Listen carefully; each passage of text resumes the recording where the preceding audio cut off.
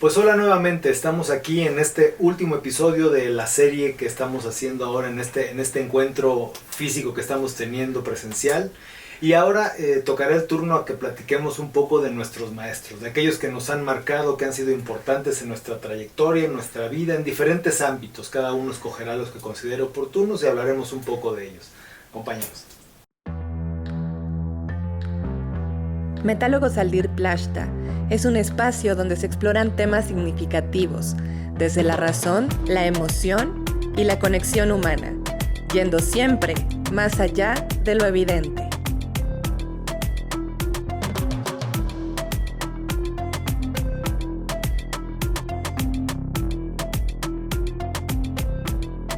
Hola Juan Carlos, ¿Qué tal, Gabriel? vamos a continuar con estas charlas. Hablamos ya bastante de nosotros, de nuestras historias, de nuestros oficios, de nuestros artes, de lo que nos pasa, de para qué hacemos lo que hacemos en los episodios anteriores. Y creo que podemos como cerrar este pequeño ciclo de estar acá juntitos hablando de los que nos ayudaron a ser lo que somos, de aquellos de quienes aprendimos, de nuestros maestros, que pueden ser maestros en el ámbito profesional o maestros de vida. Te dejo la pregunta abierta. Vamos a ir intercambiando. Te propongo que tú hables de un maestro, yo te hablo de un maestro mío y ahí vamos haciendo un diálogo como honrando y homenajeando y agradeciendo a aquellos que nos enseñaron cosas. Fantástico, ¿Te me parece? parece genial. Dale, entonces empieza tú. Pues bueno, a partir de lo que hemos hablado, me parece que el primero que quiero mencionar es a Ken Wilber, porque es el que me ha servido en términos de generarme una estructura mental, ¿no? Entre otras cosas. Lo primero que para mí ha sido destacado del trabajo de Wilber ha sido la teoría integral, ¿no? La manera en la que él interpreta la realidad a partir de cuatro diferentes dimensiones de la realidad y con toda la complejidad que implica, que pues sería un poco extenso contarlo ahora, pero para mí ha sido muy significativo porque me ha permitido interpretar mi propia experiencia de vida desde diferentes ámbitos. Luego, por otro lado, el mismo trabajo a lo largo de las distintas lecturas que he hecho de buena parte, o quizá de toda su obra, me ha permitido también reinterpretar mi propia espiritualidad. Cuando yo nací en el seno de una familia católica y bueno, pues durante la primera etapa de mi vida, pues yo compré esa narrativa y esa historia y yo vivía como un católico. Yo a los 12 años iba a misa yo solo y cosas así, ¿no? Pero bueno, pues un buen día me empecé a cuestionar y un buen día se me cayó la fe, ¿no? Me volví totalmente racionalista y demás. Y durante un buen tiempo estaba yo muy enojado incluso con la religión. Yo tenía la intuición de que tenía pendiente el tema de la espiritualidad y que, bueno, ya llegará el día. Me volví, como te decía, muy racionalista. Todo el tema, la ciencia, lo que no se pudiera demostrar, pues simplemente no existía y toda esta historia. Y encontrarme con Wilber me permitió, y claro, yo empecé también en esa búsqueda de completar mi historia, de hacerla más compleja. Empecé a entrar a la filosofía, a entrar a un poco de esoterismo, empecé a empaparme de muchas disciplinas, pero no me hacían sentido, ¿no? Entonces, el trabajo por el lado transpersonal y espiritual de Wilber me permitió reinterpretar, hacer a un lado las partes que a mí me resultaban esotéricas y que no me hacían sentido, a una comprensión espiritual más compleja, a una comprensión espiritual más amplia, que me permitió, bueno, iniciarme en la meditación, que me permitió empezar a entender otros textos a partir me sirvió como una especie de código de Hammurabi, una especie de piedra roseta, ¿no? O sea, a partir de la comprensión wilberiana me ha permitido interpretar, leer y conocer otros textos, otras teorías, otras ideas, ¿no? Y bueno, también además la oportunidad he tenido la ocasión de escucharlo hablar en vivo 2 o 3 veces, incluso en alguna ocasión con un grupo de gente fuimos invitados a su casa, nos recibió ahí por una mañana. Entonces ha sido pues muy significativo en mi obra literaria, en mi manera de construir literatura. O sea, ha sido realmente muy, muy profundo y muy trascendente su influencia. Entonces sería el primer maestro que yo mencionaría. Muy bien. Te toca. Me toca. Yo empezaría con maestros, no tanto de lo profesional, sino más así de mi vida. En realidad ni pensaba nombrarlo cuando dijimos vamos a hablar de nuestros maestros, pues lo primero que se me apareció fue mi abuelito materno, que lo llamábamos el Seide Jobo. Seide en yiddish quiere decir abuelo, No, ¿no? okay. Jobo de Jacobo, era mi Seide Jobo. Él se murió cuando yo tenía 8 años. Y así todo, me dejó unos recuerdos y unas enseñanzas que me marcaron mi vida. O sea, evalúo lo intenso de esa enseñanza por las marcas que dejaron en mi vida posterior, ¿no? Íbamos a la vereda de su casa cuando yo era chiquito, tenía 5 o 6 años y todavía guardo el recuerdo. Y él me contaba historias. Esto que tú hablabas en otros episodios, ¿no? Los humanos siempre contamos historias. Y me contaba que en la Primera Guerra Mundial, o sea, hace 100 años atrás, más de 100 años atrás, él vivía en Rusia y era muy jovencito. Y sucedía que los rusos enviaban a los judíos como carne de cañón, o sea, al frente de batalla en primer lugar. Total, no les importaba demasiado si mataban a los judíos, ¿no? Y eso lo sabían ellos, ¿no? Cuando iban de pueblo en pueblo, como juntando a la gente para mandarlos al frente, él lo sabía y él me contó que él se había disparado un tiro en el pie con tal de no ir a la guerra, de que no lo manden a la guerra. Y esa es toda la historia. Parece como así, como chiquitito, pero hubo momentos que fueron momentos bisagra en mi vida donde me apareció esta especie de enseñanza de mi abuelo, ¿no? ¿Cuál es la enseñanza? Primero, que voy a elegir mis guerras. O sea, que no voy a pelear en cualquier guerra que cualquiera me imponga, ¿no? Y de hecho a mí me tocó una guerra. Como argentino me tocó la guerra de Malvinas. Claro. Y si bien yo no era de la generación que le tocaba ir a la guerra ese año, yo no lo sabía, era de 1 o 2 generaciones más grandes, o sea, estaba en reserva, pero esa no era mi guerra.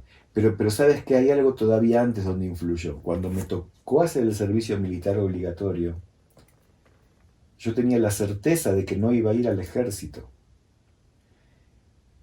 ¿Y cómo poder zafar del ejército? Entonces, yo era asmático. Y entonces cuando me iban a hacer la revisación médica en el hospital militar, yo que nunca había fumado hasta en ese momento, me bajé 20 cigarrillos uno atrás del otro, corrí 10 vueltas alrededor del hospital y llegué a la revisación médica en medio de un ataque de asma, ¿no? Y me pusieron deficiente aptitud física y no hice el ejército. Lo que te quiero contar es que en aquella época yo era una persona, como te dije antes, era un pendejo, ¿no? Era una persona muy insegura, no tenía muchas certezas de la vida. Lo que siempre me llamó la atención es cómo para esas cosas que son cruciales, ¿no? Que a veces son de vida o muerte, obtuve tanta certeza de lo que tenía que hacer, ¿no? Y yo creo que esa certeza me vino de esta historia que me contó mi abuela. No, fantástico. Sí, que además era un hombre que cocinaba. Y eso también es bien importante. Un hombre que cocinaba. Sí, probablemente no era muy frecuente. No era muy frecuente. Era un inmigrante que trabajó como operario, como obrero en la panificación argentina. Y cuando yo nací, él ya era viejito, ¿no?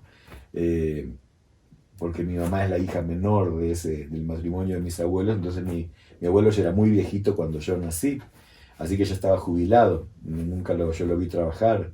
Entonces siempre cuando íbamos a comer, él cocinaba algunas cositas que todavía recuerdo con mucho gusto, tengo el saborcito. Fue un personaje muy importante en mi vida. Todos mis abuelos, pero ahora me viene el recuerdo de él. Sí, bueno, buenísimo. Uh-huh. Quizá tampoco yo originalmente lo tenía pensado, pero me remite también, ha sido una enseñanza, una maestría un poco colectiva, el tema de la emigración en mi familia, ¿no? O sea, fue gente que no sé si de forma muy consciente o no tanto, pero que se fueron a otro país sin saber nada, sin tener conocimiento de nada, saliendo del campo, y a fuerza de trabajo, de tesón, de esfuerzo, de disciplina, construyeron un modesto patrimonio, pero hicieron algo que quizá yo no tendría la capacidad de hacer, ¿no? O sea, si yo tuviese que irme a otro país sin nada y abrirme camino y demás, probablemente yo no tendría esa capacidad y ese enfoque. Y además, no solamente eso, sino desde el buen ejemplo, ¿no? Esa es gente que aún hoy me encuentro con gente que me dice, ay, tu abuelo era fulano, y tienen un buen recuerdo y una buena referencia de eso, ¿no? Y eso en mi familia fue algo muy significativo. Entonces, para mí creo que sí fue una enseñanza o un parámetro moral y un parámetro ético y un parámetro profesional y un parámetro personal, el comportamiento que esa generación tuvo al dejar su tierra, al dejar todo para venir a buscarse la vida, ¿no? Sí, sí. Sí, y aún siendo un poco indirecto, porque obviamente pues mi abuelo murió cuando yo tenía 9 años y demás, pero aún así fue un referente toda la vida, ¿no? Sí, sí, sí, sí. Eso comparto, y ese sería el caso de mi abuelo paterno, ¿no? Sí. Ese ejemplo de trabajo, de disciplina, de constancia, de montar un negocio y hacerlo crecer y prosperar y ocuparse un poco también de toda la familia, como de que echar raíces, ¿no? En Buenos Aires. Ese es el recuerdo que tengo de mi abuelo.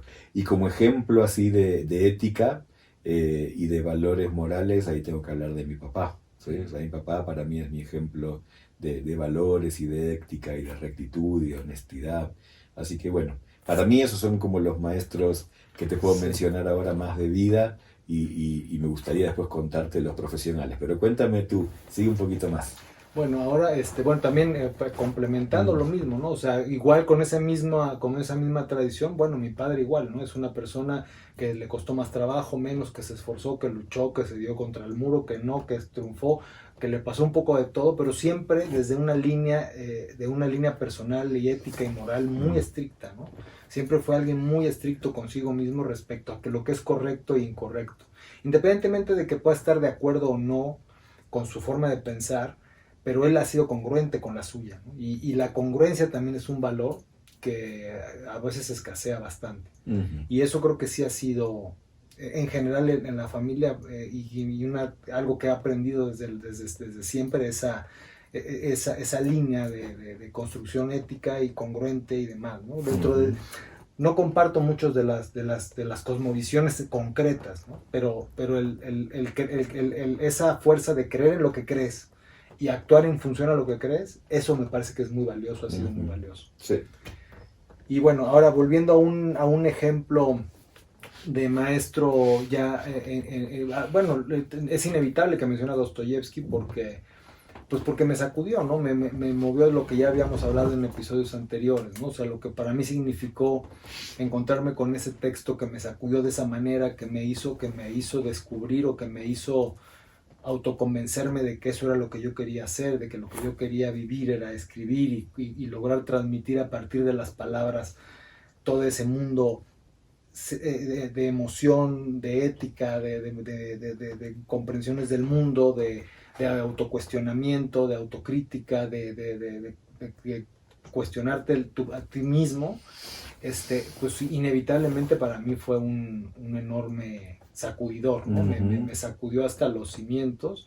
Inevitablemente pues sí ha sido un personaje vaya, independientemente de conocer su obra, de no conocer su obra, sí, o sea, sí, no es desde un punto de vista de intelectualidad, ¿no? Sino lo que a nivel de la experiencia de leerlo significó, ¿no? Más allá de que yo en ese momento muy probablemente no dimensionaba lo que él hacía, quién fue, su figura, yo no lo conocía de nada. Claro, pero fíjate entonces que hay maestros que consideramos maestros no por lo que nos enseñan, sino por lo que nos inspiran. Claro. Y por la importancia que tienen en nuestra vida. Yo te contaba, el abuelito que te conté, no es que me enseñó algo, simplemente me contó una historia que influyó y me inspiró para cosas importantes de mi vida. Igual que Dostoyevsky, no es que tomaste clases con él personalmente, claro, sino que te inspiró, ¿no? Eso. Sí, sí. Entonces, bueno, pues en este caso, pues así. Sí. Déjame que te cuente de lo profesional. Hay 2 o 3 que te quisiera nombrar. Mis maestras en la PNL, Lidia String y Lidia Muradev. Si bien las dos me enseñaron PNL, la que marcó un poco mi camino como terapeuta fue Lidia Muradev, porque era la que lideraba el centro terapéutico que te conté en un episodio anterior, ¿no? Donde trabajamos tantos años y con mucha intensidad. Ella me enseñó muchas cosas. Primero, era una fuente inagotable de optimismo y de esperanza en las capacidades del ser humano para sanar, para mejorar y para crecer, que fueron una enseñanza gigante para mí, ¿no?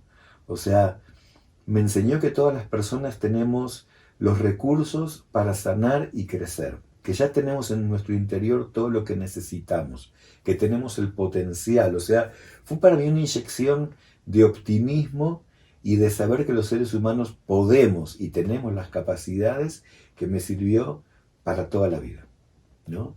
Me enseñó un poco de la magia, ¿no? O sea, pero al mismo tiempo la técnica, o sea, era sumamente precisa y minuciosa con la técnica.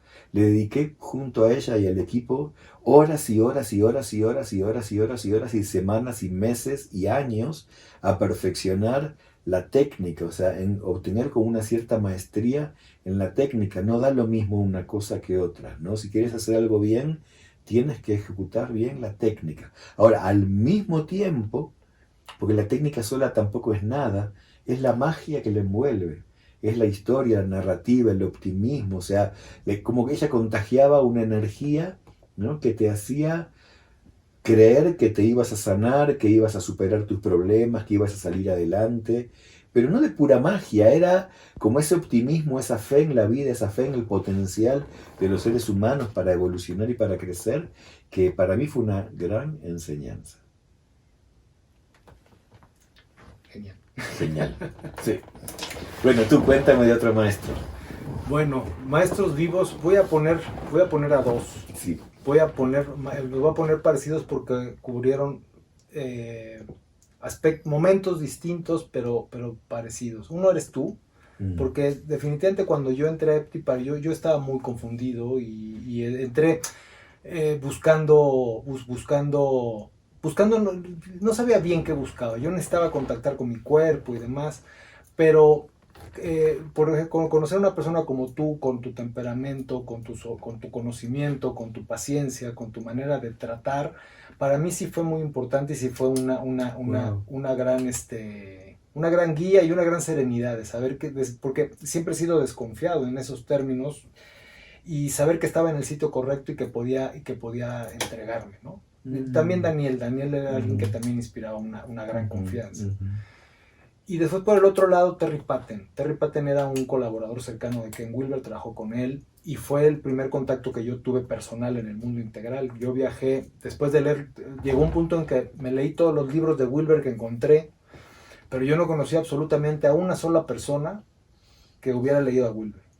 Entonces, no tenía, o sea, me sentía aislado completamente. ¿En qué año empezaste a leer a Wilber? Pues mira, yo calculo que sería en el 2000, pues el 2008, 2009, 2010, más o menos en ese rango. ¿Sabes que lo empezamos a leer simultáneamente? Pues mira. Más o menos yo para la misma época también. Pues sí. En esa época, sí, más o menos, sí, por ahí del 8 o 9, por ahí. Y claro, es una obra extensa, me llevó un tiempo, y en algún momento dije, bueno, ¿y ahora qué, no? ¿Qué hago yo con esto? O sea, ¿cómo lo comparto? ¿Cómo me retroalimento? O sea, si se publican estos libros, pues alguien los leerá, pero aparte que son libros publicados en España, los exportan, los traen a México, o sea, alguien los debe leer, supongo yo. Y entonces, bueno, pues no sé cómo me metí a una página, a otra y tal, y fui a dar a un evento que se hacía, en aquel tiempo se hacía todos los años en Boulder. Y con un inglés muy precario, pues a decidir. Y los primeros maestros con los que contacté fue con los que daban ese curso, que eran tres, una mujer y dos varones, los tres muy brillantes, pero con Terry era un contacto especial, porque además él venía a México. Y además, fíjate tú, él vino a México, yo lo conozco, en ese curso, en el mes de pon tú, octubre. Cuando haya sido. El asunto es que lo conozco y él al mes de ese momento iba a venir a México a dar un curso a Cuernavaca. Lo contacto allá, lo acompaño en el curso de Cuernavaca y ahí conozco a Christian Henry, que fue el que me llevó a la respiración holotrófica. Ah, mira. Entonces, bueno, pues es interesante cómo se van haciendo las cadenas de circunstancias y de eventos. Pero bueno, el asunto es que Terry siempre fue alguien muy cercano, muy abierto, que siempre tenía el consejo apropiado, que siempre tenía la generosidad, además de un gran talento, y era un gran meditador. Entonces también fue alguien que me marcó mucho, que me abrió un panorama de gente conocida, de grupo, de gente integral, que también fue muy significativo en su momento. Entonces también dentro de los no libros, es de los maestros, las personitas de las humanas, personas humanas sí. Que fueron importantes. Sabes que me quedo pensando que a veces nuestros maestros no es que sean necesariamente los más prestigiosos o los más famosos o los más importantes o los que lograron más éxitos en cualquier ámbito de la vida, ¿no?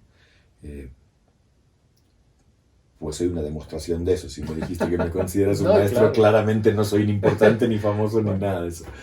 Pero si no son los que más nos llegan, los que más nos dejaron una huella, una marca, ¿no? Y la semilla justa en el momento justo, sí.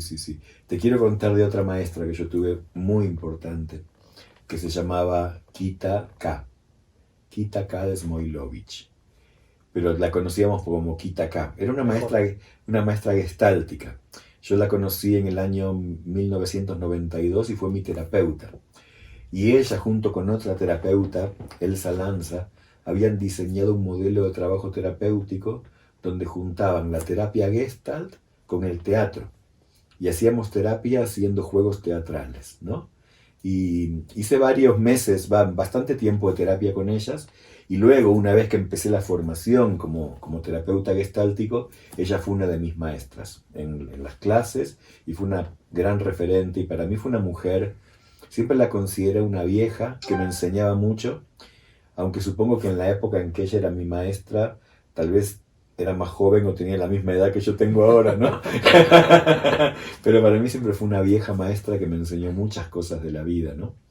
Y una de las cosas que más me llegaban de ella, que más aprendí de ella, que más me gustan de ella falleció el año pasado o hace 2 años, ¿no?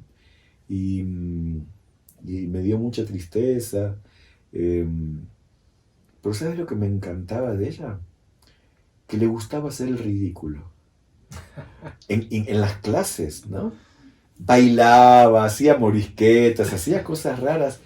O sea, todo lo contrario que un profesional joven quiere, porque como profesional joven queremos hacer las cosas bien y hacer prolijitos y estar bien así, como bien formales y bien... Bueno. Y yo un poco era así de jovencito, pero hace algunos años a esta parte que me encanta hacer el ridículo como hacía ella. Me encanta tener ese recurso que te da una libertad enorme de que no importa nada, de que no importan las formas, no importa la opinión, no importa el prestigio. O sea, ella tenía como ese arte de hacer lo que hay que hacer en el momento preciso, de decir lo que tiene que decir en el momento preciso, sin que importe nada. Ella trabajaba 20 horas por día y yo no sabía cómo no se cansaba. Para mí era una vieja, yo tenía 30, yo tendría 50 y pico, 60.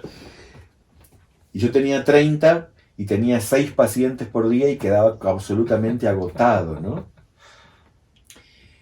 Y siempre me pregunté por qué ella tenía tanta capacidad de trabajo y yo me cansaba tanto siendo que era mucho más joven. Y era justamente por esto. Ella yo le pedía una sesión porque tenía que trabajar algo y ella tenía la agenda completa, pero me decía, sí, Gabriel, venite. Entonces yo iba a la casa a tal hora, ¿no? Me decía, iba caminando a la oficina, al consultorio, y ella me decía, no, vení para la cocina. Y le estaba preparando la merienda al marido, entonces mientras hacía el té, untaba las tostadas con queso, conversaba conmigo, ¿no? Mientras que le servía la comida al marido. Claro, no le importaba nada. O sea, ¿cómo te vas a cansar si no tienes nada que aparentar, no tienes nada que demostrar, no tienes ningún personaje que sostener? Es simplemente ser lo que eres en ese fluir en el aquí y ahora. Bueno, eso me lo enseñó Kita, querido. Genial. Fíjate que ahora mencionando los maestros que te dejan la semilla correcta sin importar si son famosos o si no son famosos, voy a mencionar a uno que no sé si me gustaría conocerlo. Creo que me desilusionaría muchísimo conocerlo. Pero durante mucho tiempo, durante una etapa importante de mi vida, la música de Joaquín Sabina fue muy importante. Me abrió, yo estaba muy encerrado en un entorno familiar, en un entorno laboral, en una circunstancia muy encerrado, y su música me abrió, de entrada me abrió panoramas de libertad que yo no experimentaba.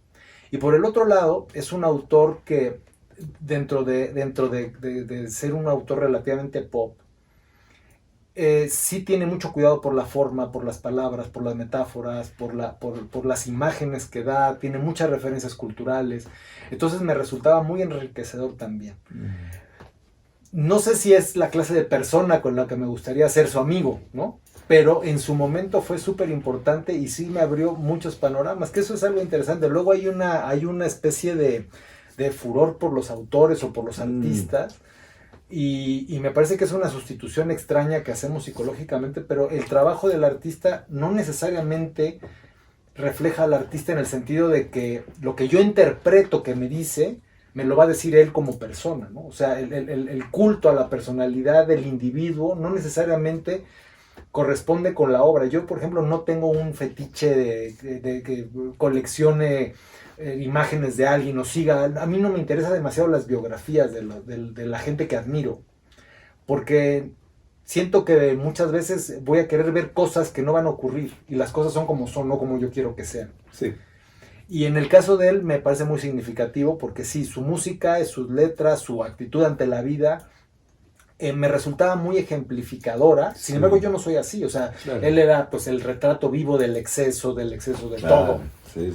Y yo nunca he buscado eso. Sin embargo, el ver que esa posibilidad existe, el abrirte a la vida, a ciertos aspectos de la libertad, me fueron muy significativos, claro, aun cuando el individuo no estoy seguro de que fuese la persona que más tiene que ver conmigo, ¿no? Pero eso que dices es bien importante, porque entonces los maestros, no solo que no tienen por qué ser ni los mejores en su área, ni los más famosos, ni los más prestigiosos, sino que tampoco tienen que ser ejemplares o personas que hayan sido maestros en todas las dimensiones de la vida.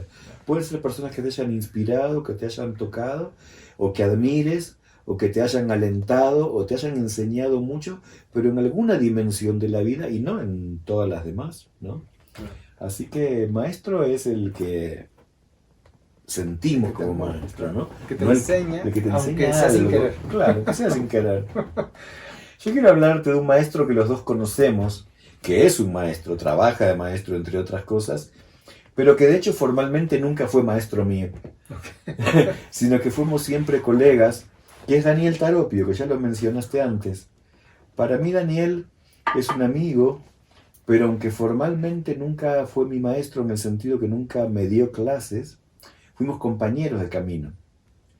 Nos entrenamos juntos y ahí nos conocimos, ¿no? En la formación con Grof, de psicología transpersonal y respiración holotrópica. Pero todos estos años que llevo trabajando con él en la Escuela de Psicología Transpersonal Integral, que ya son 15 años, es mucho tiempo, he aprendido muchísimo al lado de él.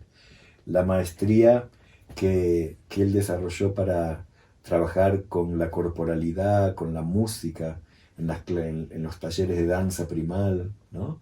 la capacidad teórica, intelectual de integrar distintos tipos de conocimientos que vienen de distintas fuentes, la capacidad que él tiene, que yo admiro muchísimo y me enseñó muchísimo, de poder integrar la espiritualidad con la ciencia, con la corporalidad, con las emociones, ¿no? La capacidad de integrar las distintas dimensiones del ser en un modelo teórico coherente, que para él es la teoría de las interacciones primordiales, ¿no? A mí eso me genera mucha admiración y es lindo que una persona cercana, de carne y hueso, que haya sido compañero de camino, al mismo tiempo yo siento que al lado de él aprendí muchas cosas y es una inspiración también constante, ¿no? De creatividad, de empuje, de cabeza y de integración, ¿no? La verdad que lo consideraría uno de mis maestros. Sí, sí, en mi caso... Aunque nunca se lo voy a decir, ¿no? No, y espero no, que tampoco que vea no, este no. episodio, claro. No, y por ejemplo, en mi caso, digo, un poco, ya lo comentábamos antes, ¿no? O sea, el darle estructura, el tener la escuela, la manera en que dirige la escuela, sí le da una solidez y su conocimiento y demás. Yo en lo personal, fíjate que me pasó algo muy curioso, que yo supongo que él o sea, no es algo que llegó hasta a exteriorizarse, pero a mí me enseñó, fue un maestro en un sentido. En cuanto yo empecé en el semi-intensivo, todos los semi-intensivos, bueno, fue paulatinamente reduciéndose el impacto, pero tenía yo un conflicto, me generaba un enorme conflicto relacionado con la figura paterna. O sea, yo conmigo. O sea, yo obviamente sí tuve la capacidad de disociarlo y saber que no era él, ¿no? Pero me facilitó como un espejo para observar aspectos que yo tenía que trabajar respecto a la figura con mi padre, ¿no? Sin que se parezcan en nada, pero no sé, me detonaba una serie de aspectos donde yo me conflictuaba muchísimo, pero que no tenía nada que ver realmente con él, sino con lo que detonaba en mí respecto a que yo no tenía resuelto mi trabajo con mi papá, ¿no? Y me ayudó mucho a eso, sin que lo supiera y sin Claro. que... ¿no? Pero sí por suerte no me enojé con él, Claro. porque él no tenía nada que ver, ¿no? Pero sí me generaba mucha emocionalidad, sobre todo al principio, y poco a poco, bueno, conforme yo fui trabajando, eso fue y hoy en día ya no, pero sí fue interesante porque sí, a mí me generó muchísimo me detonó muchísimo mi problema interno de trabajo con la figura paterna. Otra vez estás abriendo otra dimensión distinta a lo que es un maestro, ¿no? Ya sabemos que no tiene que ser ni importante, ni famoso, ni prestigioso, ni el mejor en lo suyo, ni ser un ejemplo de vida, sino que ahora dices que un maestro también puede ser algo que te enseñe en la vida, pero hasta por las malas. O sea, una persona que se te cruza en tu camino, que te muestra un aspecto que detestas y te das cuenta que en realidad es algo tuyo y te invita a trabajar o resolver algo de tu propia vida con tu padre, como estás contando, y la otra persona ni se enteró. Y fue un maestro en el sentido que te mostró tantas cosas, ¿no? Como la familia, las parejas son maestros, ¿no? Porque te desafían, ¿no? Mi hijita, que me dice, papá, no se opina sobre el cuerpo de las personas. Todo el tiempo están enseñando cosas, ¿no? Estás haciendo juicios, estás criticón, estás prejuicioso. ¿No? Mi hija adolescente me enseña tantas cosas. Pues bueno, ¿uno más? Si no, yo tengo un... ¿Tienes, por favor? Sí. Yo me gustaría ya cerrar. Voy a tomar tres autores porque fueron como maestros en el ámbito literario, ¿no? Sí. De distintos aspectos. Sí. El primero, o uno de ellos, no hay realmente un orden, pero uno de ellos es Mario Vargas Llosa, ¿no? La literatura de Mario Vargas Llosa, especialmente su primera etapa, Los cachorros, Los jefes, La ciudad y los perros, Conversaciones en la catedral, son libros que para mí fueron enseñados, o sea, es como libros de texto en términos de cómo escribir, cómo utilizar técnicas narrativas, cómo construir una estructura, las diferentes maneras de contar, ¿no? O sea, fue una enorme enseñanza técnica. Después está Gabriel García Márquez, que era la explosión del lenguaje, ¿no? O sea, es como una selva tropical de cómo hablar, de cómo tener matices y colores y sabores y aromas y texturas a partir del lenguaje. Y una tercera es Virginia Woolf, que es dentro de los muchos autores que trabajan el monólogo interno, a mí me gusta mucho cómo lo hace ella, porque es como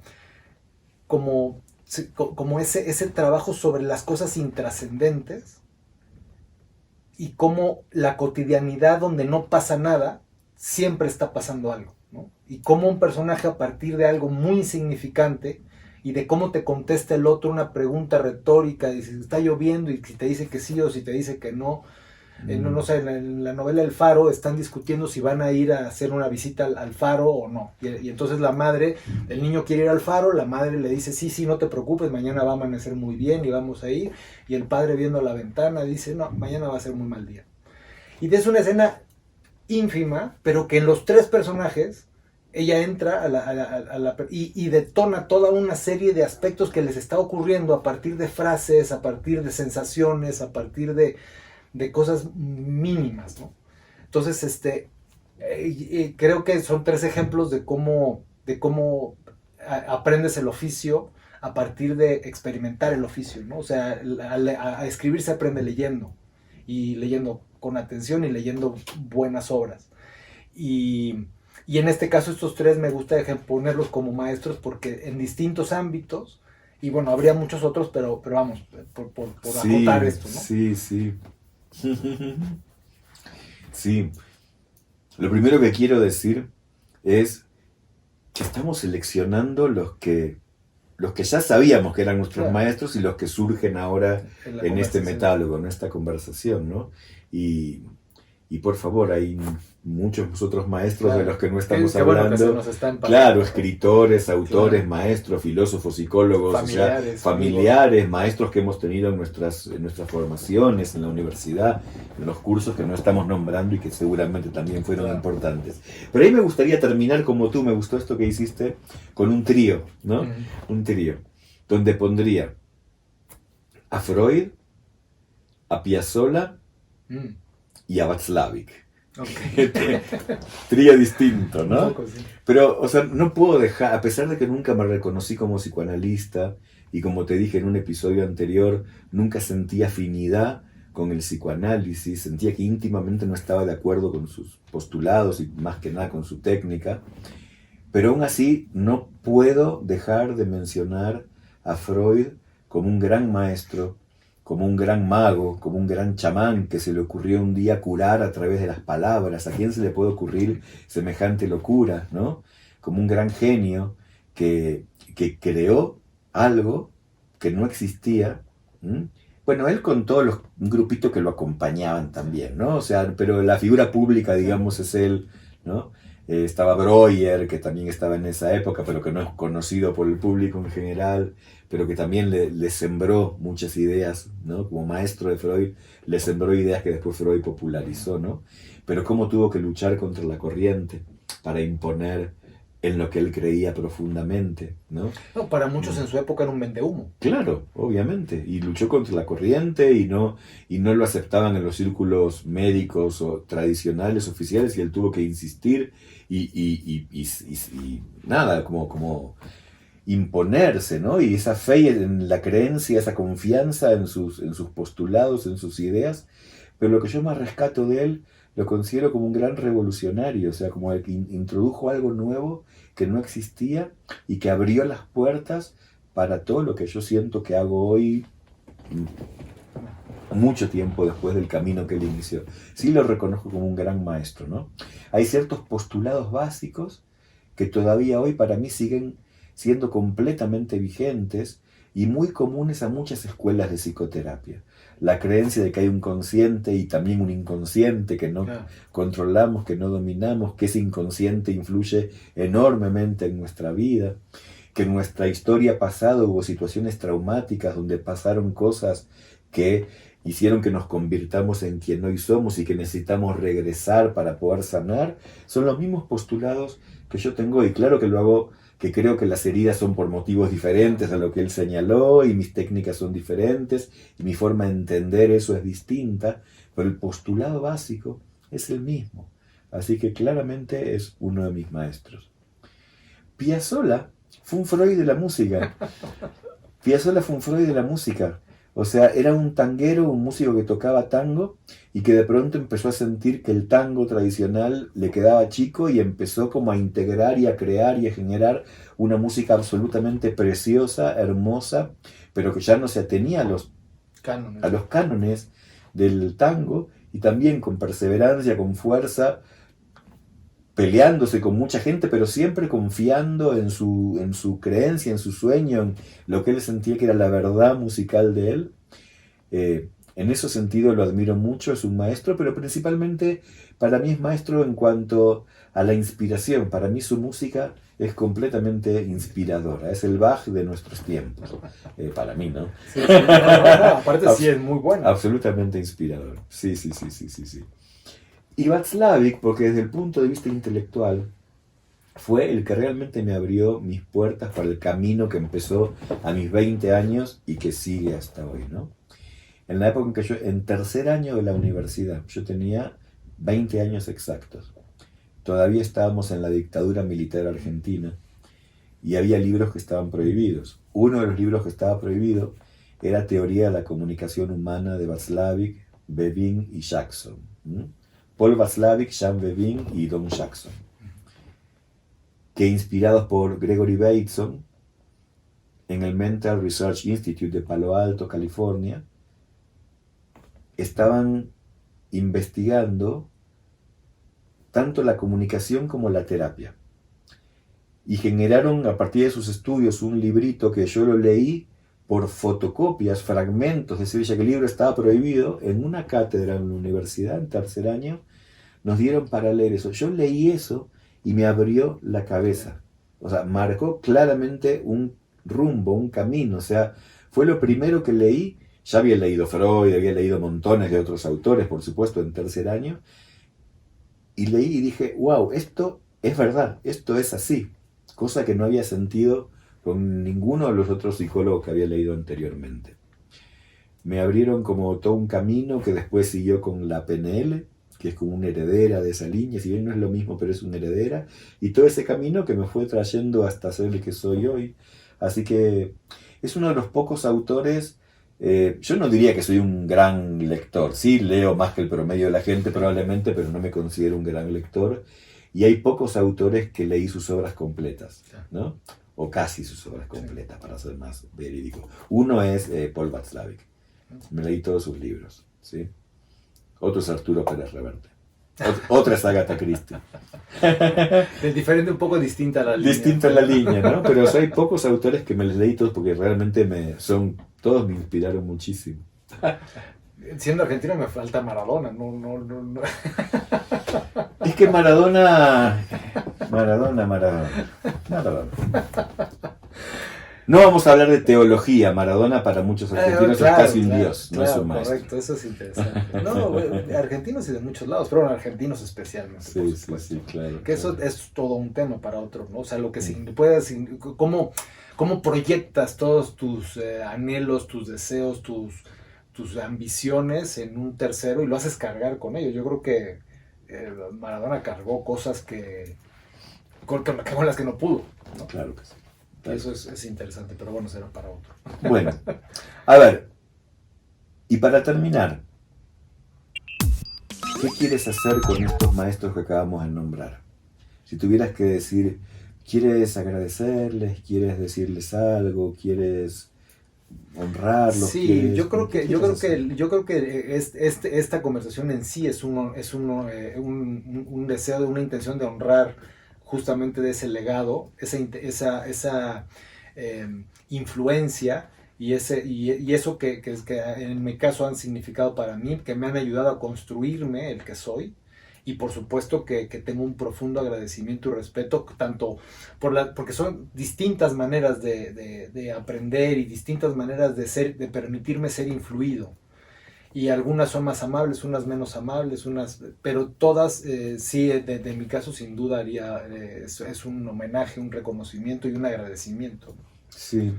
Y a muchos otros que, como bien dijiste antes, no cabe para mencionar. No aparecieron hoy, claro. Pero están ahí, ¿no? Sí. O sea, somos los que somos, pero no somos autónomos ni independientes, sino que somos producto de una cultura, de una serie de construcciones, de una serie de vínculos y de una serie de aprendizajes que nos han ido construyendo en quienes somos, nos han ido convirtiendo en quienes somos. Sí. Tanto tú como yo hemos hablado de maestros muy heterogéneos, ¿no? Claro. Desde la familia, maestros intelectuales, maestros de vida, maestros del proceso de desarrollo personal, maestros porque nos peleamos con algún aspecto de ellos, ¿no? Claro. Maestros muy heterogéneos. Sí, yo también quisiera como agradecerles, pero básicamente más que nada como honrarlos, ¿no? Siento como un gran aprecio, hasta una especie de cariño personal, aún sin haber conocido a muchos personalmente, ¿no?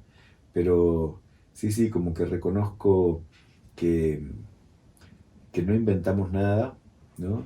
Bueno, yo siento eso, ¿no?